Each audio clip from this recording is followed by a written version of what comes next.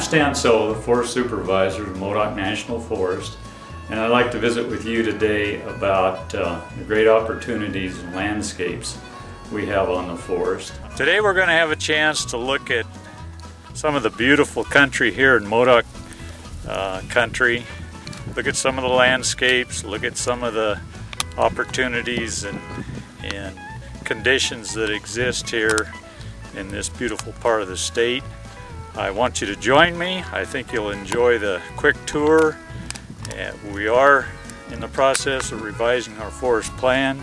I think you'll see how unique the forest is and the kind of opportunities that we have, and I want to invite the public to actively participate with us, develop the next plan for all you folks that use the forest and promoting a healthy condition of our landscapes.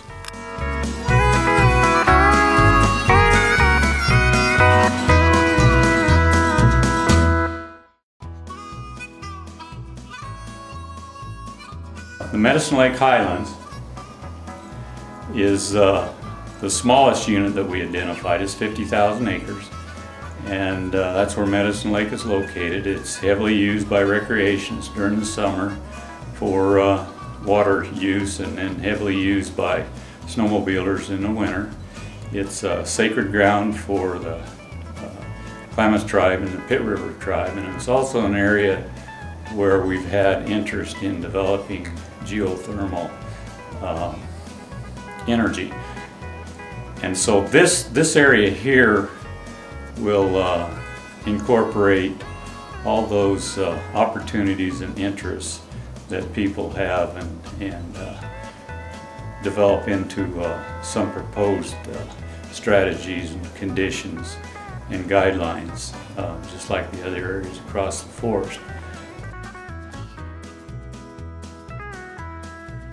The Modoc Plateau coniferous landscape, and it's 400,000 acres, primarily the pine forest across the Modoc Plateau. And this landscape is where we receive the heaviest density of wildfires.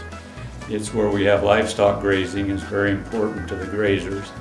It's where we have recreation that provide really quiet recreation for people across the entire landscape. And it's also where we have some of our water developments where fishing exists.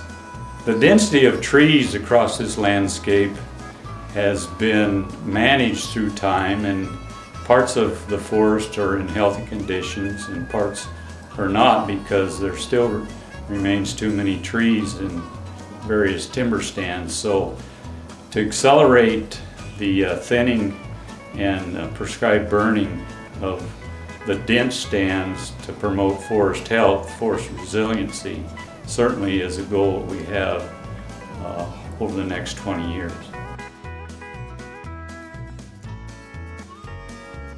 Another landscape that we identified is the coniferous forest landscape in the Crowder block up near Crowder Guard Station on the northern part of the forest. This area has been fairly intensively logged by private companies in the past, but it still retains timber stands that are too thick and not in a healthy condition. So we continue to need to thin the trees, reduce the stand density, and do some prescribed burning to reduce the fuel loading, which will help with our suppression of wildfires as well as promoting healthy habitats. And we have a fairly large suburb of elk that spend most of their time up there. So we've gotten funding from the Rocky Mountain Elk Foundation to promote habitat conditions in this location. The sage steppe landscape that runs west to east across the central part of the forest, the Modoc Plateau, and it's comprised of the grasslands, brushlands, sagebrush lands, and juniper stands in the center part of the forest.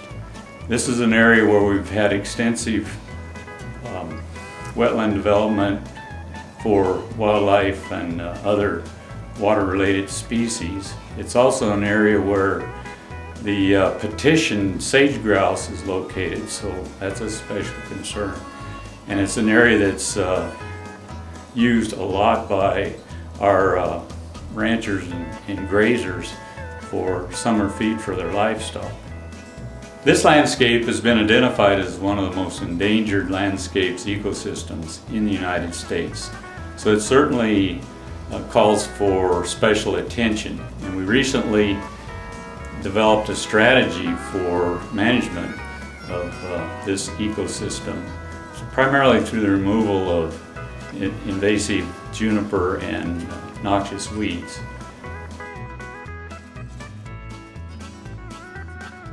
The Big Valley Sustained Yields Unit, which is in the surrounding Big Valley, comprises 200,000 acres.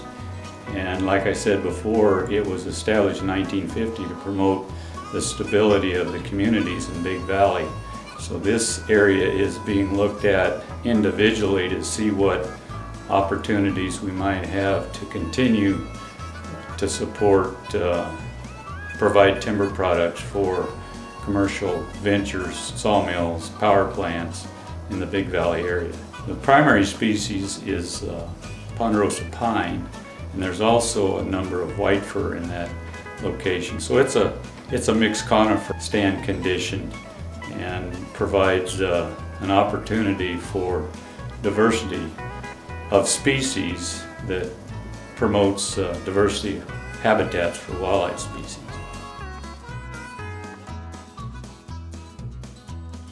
The Warner Mountain landscape is on the eastern part of the forest, and it runs from the Madeline Plains up to the Oregon border and beyond, but that's outside the Modoc National Forest.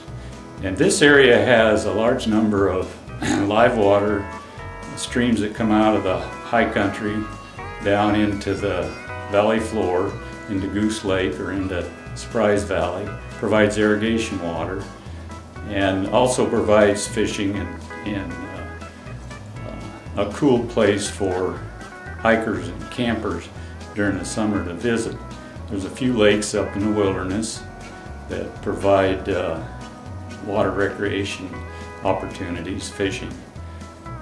It's also grazed and is an important area for the ranchers for a location to put their cows in the summer while they're haying their fields on their own private ground in the summertime.